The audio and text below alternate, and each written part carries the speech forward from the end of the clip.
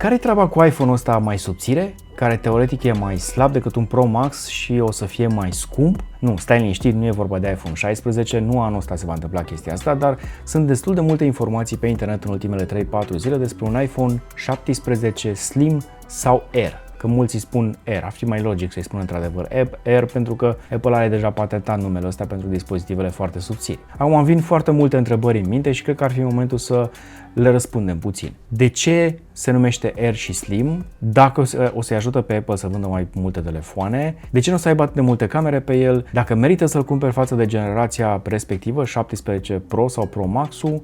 Și cu ce ne ajută pe noi utilizatorii? Legat de nume, că va fi Air sau că va fi Slim, asta au raportat și analiștii din industrie, nu se știe, dar cel mai probabil, cum ziceam, va fi Air. Asta pentru că Air-ul este cumva definiția celui mai subțire produs și se aplică la laptopuri, la tablete și de ce nu și la telefoane în cazul de față. Motivul principal este desigur marketingul, să te convingă pe tine ca utilizator de iPhone de o generație mai veche să-ți cumperi unul mai nou pentru că, uite, într-adevăr s-a schimbat designul. Și Apple face strategia asta cam de vreo 3 sau 4 ani, dacă mai ții minte. iPhone 12 este cel care a schimbat designul de la iPhone 11, care era subțirel și rotund pe margini, a devenit acum mai gros și mai pătrățos. Tocmai de aceea, după 4 ani, Apple o să schimbe din nou designul uneia dintre modele, asta ca să nu facă un redesign complet la toate variantele, pentru că i-ar costa și mai mult, pe de altă parte și vor să testeze și piața. Iar acel iPhone va fi cumva situat în locul lui iPhone 17 Plus în cazul de față, pe care îl vor scoate din gamă, asta cu siguranță.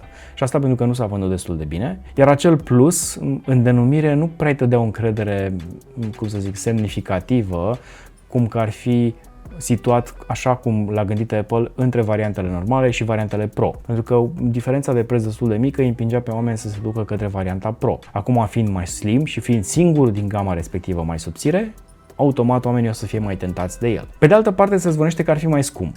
De ce? Nu-mi dau seama, pentru că în teorie ar trebui să aibă performanță mai mică și, bineînțeles, baterie mai mică decât o variantă Pro. Dacă e mai subțire, automat baterie mai mică. Cât despre performanță e cumva relativă discuția dacă reușesc să răcească destul de bine. Deci cu prețul mai bine așteptăm până anul viitor, pentru că atunci o să avem informații oficiale la lansare. Există însă o mică mențiune la preț. Dacă îți mai aduci aminte, Apple avea un laptop de 12 inch, care era cumva între Air și Pro, dar ajunsese la un moment dat să coste mai mult decât Pro-ul, pentru că performanțele lui erau foarte similare cu un Pro. Iarăși a fost cumva o încercare mai degrabă de a poziționa un nou produs în gama lor, de a lărgi cumva gama de produse, tocmai ca să fie tentați mai mulți oameni, că poate erau utilizatori care își doreau un 12 inch. Pe de altă parte, 12 sau 13 inch, diferența este oricum foarte mică, așa că au preferat să facă Pro-urile mai subțiri și au reușit ca au procesoare noi. Legat de baterie, da, o să fie mai subțire decât cea din iPhone 17 Pro Max sau Pro, pentru că fizica nu te lasă să bagi o baterie de vreo 4 mm și ceva într-un telefon de 5 sau 5,5, pentru că acolo estimez că va fi foarte similar cu iPad Pro. Pe de altă parte, e posibil ca și procesorul de la interior să nu fie la fel de puternic ca pe un iPhone 17 Pro, tocmai pentru că trebuie să te chinui să răcești. De aceea s-ar putea să aibă un procesor între Pro-uri și variantele normale, mai degrabă procesorul de pe varianta normală. Sau procesorul de anul trecut de pe Pro-uri, adică de acum, de anul ăsta, din 2024. Acum, avem nevoie de un astfel de telefon? Eu zic că da, pentru că atunci când Apple a lansat noile tablete în 2024, faptul că iPad Pro este sensibil mai subțire decât generația de anul trecut, i-a ajutat în primul rând să vândă mai multe bucăți decât la lansarea generației anterioare. Și oricum iPad-ul ăla nu a mai fost updatat din 2022, dacă nu mă înșel, deci era nevoie cumva de un update complet. Și știm că atunci când Apple face chestia asta, când introduce un dispozitiv cu totul nou în gamă, se schimbă puțin lucrurile, mai ales la vânzări. Display-ul o să fie mai mic cu siguranță, o să fie cumva între cel de 6,7 inch de pe Pro Max și cel normal, deci probabil 6,5, 6,6 inch și nu o să aibă nici acesta, cred, high refresh rate. Deși îmi doresc să mă înșel amarnic, iar telefoanele de anul viitor să vină și ele toate cu high refresh rate. Dar e posibil ca Apple să păstreze această caracteristică doar pentru produsele lor cu Pro în coadă. Acum despre camere, fiind mai subțire, nu o să mai încapă camera de zoom,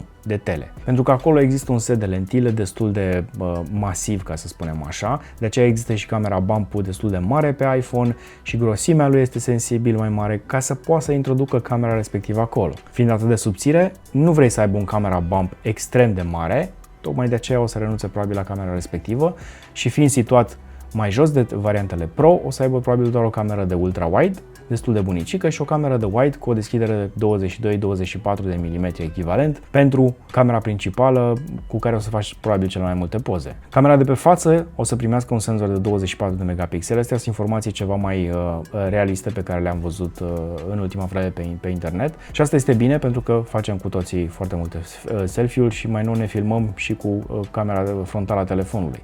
De-aia, de exemplu, îmi plac mie foarte mult pliabilele pentru că la variantele astea poți să deschizi ecranul și să-ți vezi preview de pe camera principală, aia mare, aia bună sau poate aia cu zoom, dacă vrei să-ți fotografiezi imperfecțiunile de pe față. La capitolul memorie RAM nu se știe, pentru că dacă vine cu procesorul de anul acesta de pe Pro-uri, atunci o să aibă aceeași cantitate ca Pro-urile de anul acesta. Dacă vine cu procesorul de pe Pro-urile de anul viitor, s-ar putea să aibă memorie mai multă, deși dacă este limitat, s-ar putea să-i coboare și memoria. E complicat. Având în vedere că Apple își face toate chipurile in-house, e foarte simplu pentru ei să scoată și să pună memorii și lucruri de genul ăsta din construcția chipului respectiv, așadar, cum ziceam, vom vedea. Oricum nu o să ne afecteze foarte mult chestia asta pe noi, pentru că avem 6 sau 8 GB, telefonul de la Apple se mișcă cam la fel. Mult mai bine dacă are ProMotion pe display.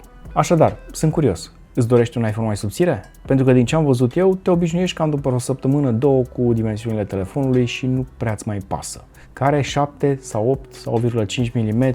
Așadar, sunt curios, spune-mi și părerea ta. Îți dorești un iPhone mai subțire? Pentru că eu, de exemplu, nu prea aș vrea un telefon mai subțire, mai ales dacă ar trebui să renunț la câteva ore de autonomie a bateriei. Iar iPhone 14 Plus și 15 Plus mi se pare că aveau o autonomie excepțională în comparație cu toate celelalte modele. Pe de altă parte, poate vrei un display mai mare sau vrei să ai un telefon mult mai diferit față de toți ceilalți prieteni ai tăi și atunci s-ar putea să alegi o variantă de tip Air sau Slim. Iar toată discuția asta mă duce cu gândul la altă chestie.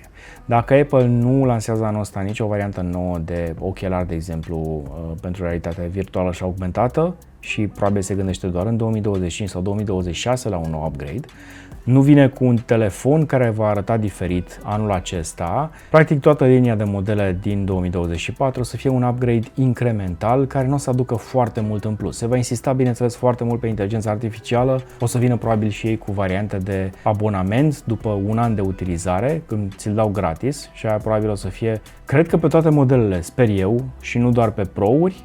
Deci s-ar putea să fie mai bine să te uiți la evenimentul de anul acesta cu portofelul băgat în buzunar și nu neapărat să te arunci să cumperi nou model, decât dacă poate ai un telefon de acum 2, 3, 4 generații și atunci chiar trebuie să-l schimbi. Dar despre lucrurile astea mai degrabă discutăm atunci când se lansează noile iPhone 16 și dacă vrei să vezi toate lucrurile despre ele, am făcut un video și pentru ele, e mai jos în descriere link-ul. Și cam atât. Cam astea sunt în momentul de față toate informațiile de pe internet. Dacă ți-a plăcut video ăsta și te-am făcut curios și ai, de exemplu, și un prieten care este curios și el de noile iPhone-uri de anul viitor, dă-i un share ca să-l vadă și el. Iar până data viitoare, îți doresc numai bine.